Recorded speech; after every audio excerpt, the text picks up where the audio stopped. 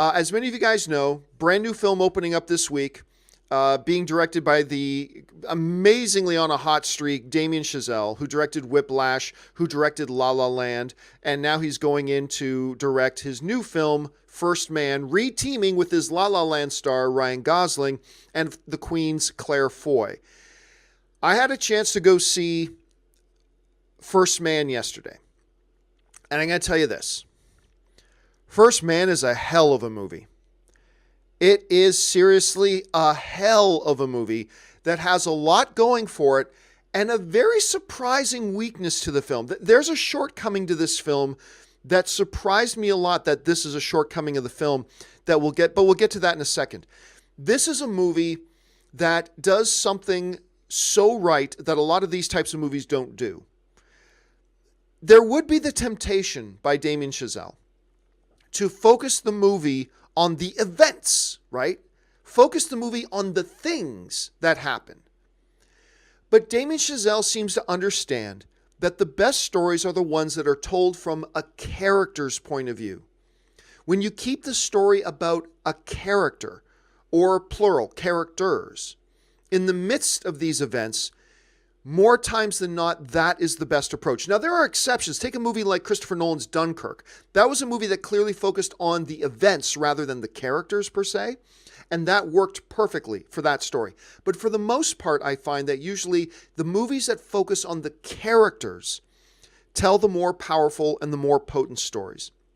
And this is a movie that very clearly, this is not a movie about landing on the moon. This is a movie about the man who commanded the first mission to the moon and was the first human being to step foot on the moon. It's about the character and the characters surrounding him. That's what this movie's about. And it's that kind of decision that Damien Chazelle makes that makes this movie so compelling. I also want to talk right off the top here about the performance of Claire Foy, who plays Neil Armstrong's wife in the movie. She is amazing. She brings all the emotional weight to this film. And I'm going to tell you what, I'm going to give you a little bit of my insight as to what was one of the weaknesses of the film, which is, I believe this film is emotionally light. Oddly enough, I believe this film's emotionally light. We'll get to the source of that in a second.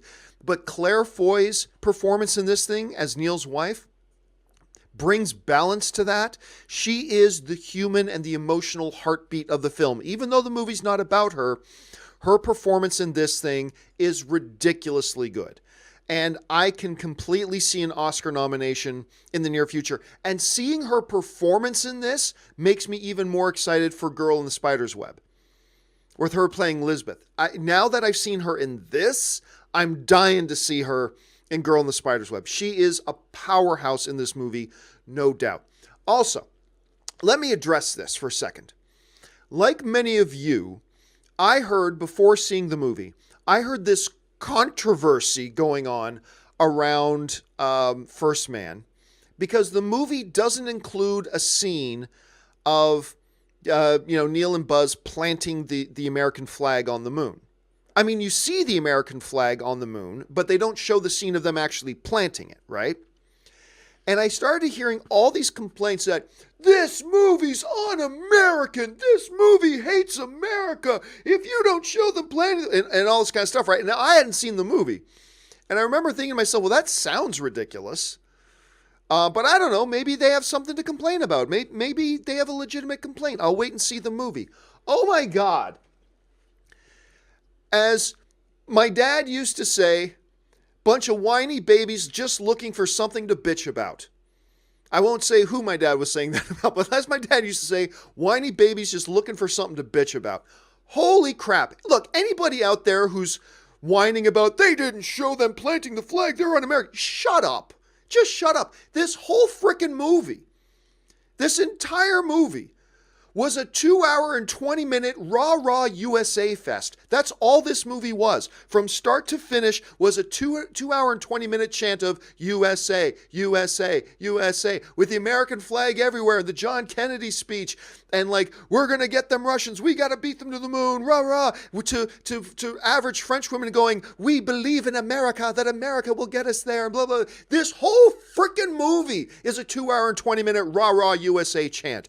Anybody if you come across anybody who says this movie is a disgrace to America because they didn't show them planting the flag, tell them to shut their fucking mouths, because they don't know what they're talking about. They clearly didn't see the movie, or, as my father said, they're just whiny babies looking for something to bitch about. Now, I'm not talking about anybody who says, hey, I think they should have shown that scene.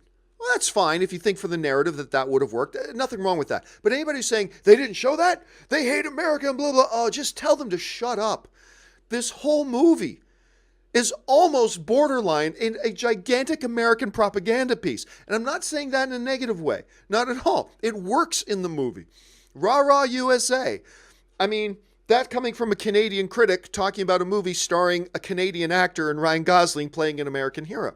But let the irony of that all sink in. Anyway, it is a giant rah-rah fest. So just brush that whole stupid American flag nonsense aside. This movie is littered with American flags. This movie is littered with American patriotism. This movie is just littered with us versus the world and yay, America is the best. It's just filled with it. So anybody you hear saying that kind of crap, just brush them off immediately, because that's stupid. Now that I've seen the movie, I can say that.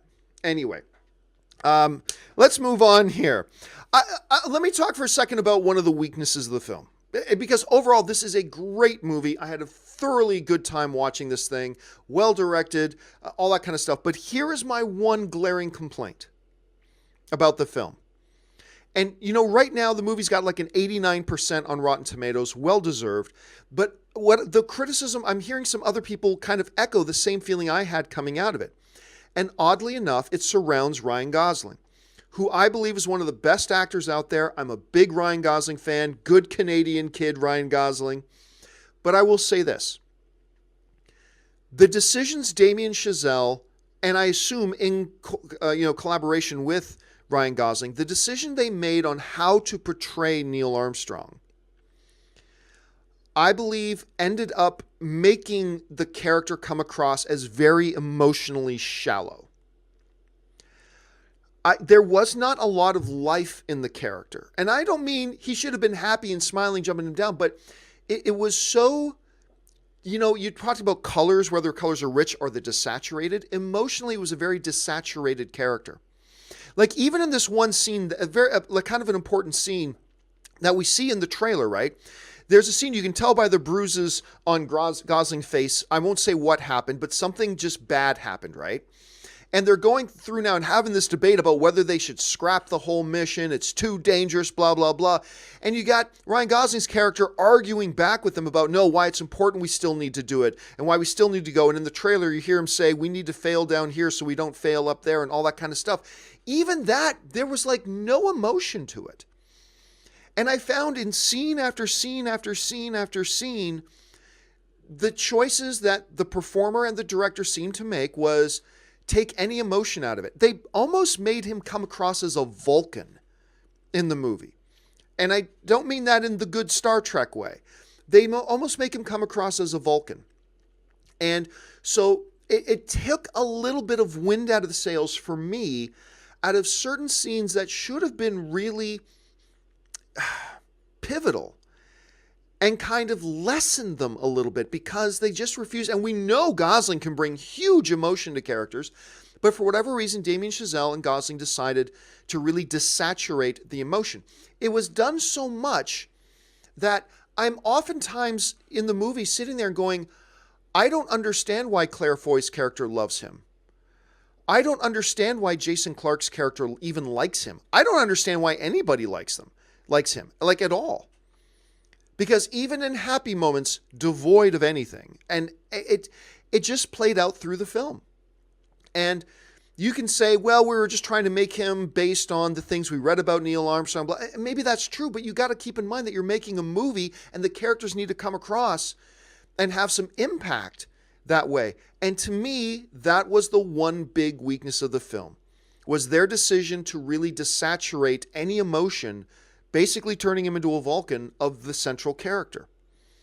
Now, that didn't take away from the incredible drama of it. It didn't take away from any of the tension, like when they're inside the rocket blasting off into space. The way they composed those scenes was absolutely gut-wrenchingly tense in a beautiful sort of way, and it is a great movie. It's great. I highly encourage you to go to see this thing. but the desaturation of any emotion out of the lead character, I think, hurts the film a little bit. I'll also say this, it's a bit long. At 2 hours and 20 minutes, I feel like they probably could have scalpeled about 10 to 15 minutes out of this film. It does start to feel, you start to feel the length of it a little bit. But other than that, solid movie. Another great outing by Damien Chazelle. Wonderful performance by Claire Foy. Great tension, very patriotic film, all that good stuff. Only tempered a little bit by what I believe to be an ill-advised character portrayal decision made by the director and the lead actor.